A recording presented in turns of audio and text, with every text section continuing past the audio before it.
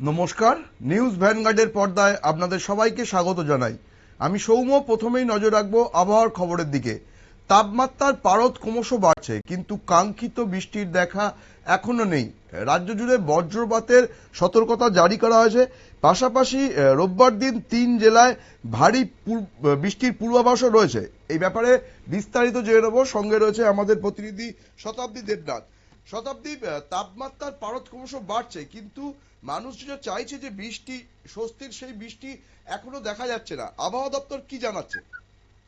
রাজ্য জুড়ে সক্রিয় কিন্তু রয়েছে মৌসুমী বায়ু এবং মৌসুমী বায়ুর সক্রিয়তা মানে একদিকে তোমার গরম আর অন্যদিকে আর্দ্রতাজনিত অস্বস্তি। তার পাশাপাশি তোমার এই মুহূর্তে যেহেতু ভরা বর্ষা, তাই টানা বৃষ্টি হওয়ার কথা রয়েছে।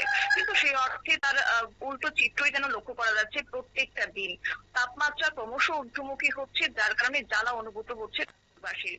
এই অবস্থায় দাঁড়িয়ে কিংবা বর্ষার যে পুরোপুরি কবে নাগাদ লক্ষ্য করা যাবে? দেখো, বর্ষার মৌসুম শুরু হলেও রাজধানী আগরতলাতে এখন কিন্তু চড়া রোদের দাপটই লক্ষ্য করা যাচ্ছে। এছাড়া গতকালও একই ছবি ধরা পড়েছে রাজ্যের বিভিন্ন জায়গার ক্ষেত্রে। তোমার চড়া রোদের দাপট, কিছু কিছু ক্ষেত্রে লক্ষ্য করা গেছে মেঘলা আকাশ, যদিও তার স্বস্তি দেয়নি এবং তার পাশাপাশি বৃষ্টি যেটা হওয়ার কথা ছিল সে অর্থে বৃষ্টি লক্ষ্য করা যায়নি। এবং তার পাশাপাশি শনিবারও তোমার আগরতলার সর্বোচ্চ তাপমাত্রা রেকর্ড করা হয়েছে 35.8 ডিগ্রি সেলসিয়াস, যা স্বাভাবিকের তুলনায় প্রায় 3.5 ডিগ্রি বেশি, অর্থাৎ 35 ডিগ্রিও ছাড়িয়ে যাচ্ছে রাজধানী আগরতলার তোমার তাপমাত্রা। এছাড়াও গোটা রাজ্যের ক্ষেত্রে একই পরিস্থিতি, প্রায় 30 ডিগ্রির উপরে রয়েছে তাপমাত্রা।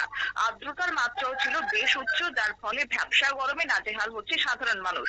তবে হ্যাঁ, স্বস্তির খবর হচ্ছে যে 24 ঘন্টায় আগরতলা সহ রাজ্যের বিভিন্ন জেলায় হালকা থেকে মাঝারি বৃষ্টি এবং বজ্রপাত সহ বৃষ্টির সম্ভাবনা রয়েছে। সেই তালিকাতে এবার হলুদ সতর্কবার্তা জারি করেছে আবহাওয়া দপ্তর।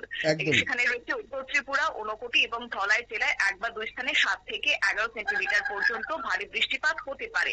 এছাড়াও রাজ্যের বিভিন্ন জেলাতে বজ্রপাত সহ ঝড় বৃষ্টির আশঙ্কা থাকায় সতর্কবার্তা জারি করেছে আবহাওয়া দপ্তর। সৌম্য, ধন্যবাদ শতাব্দী। আমরা কথা বলে নিলাম আমাদের প্রতিনিধির সাথে। আমরা নজর রাখবো যে আবহাওয়া সম্বন্ধে আরো কি জানাচ্ছে দপ্তর।